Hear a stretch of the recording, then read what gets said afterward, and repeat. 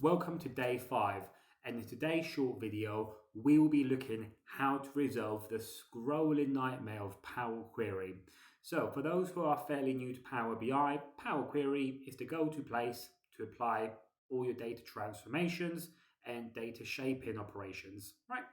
So when you're working with really long tables, in other words, tables with many columns, it can be quite frustrating to find the column that you want.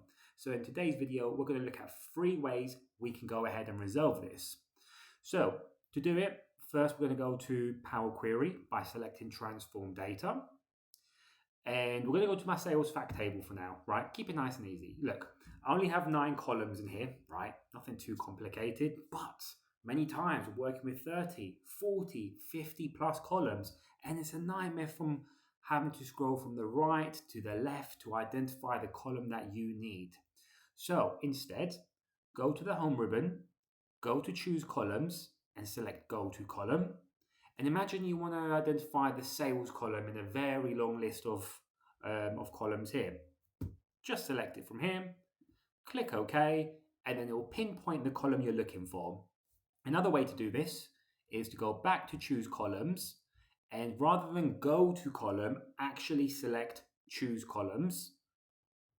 And now, if I select Sales Amount, it will remove all the other items, right, that I do not need, and only keep the column that I need to apply a specific transformation to.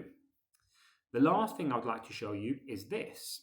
And many people don't notice that when you select Choose Column, you have this little button here. And if you select it, it asks you how would you like to order the columns.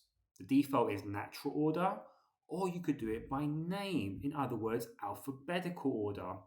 And now, when you scroll from the left to the right, well, notice everything's in alphabetical order. It will be a lot easier to find the column you want if you know the name of it as well.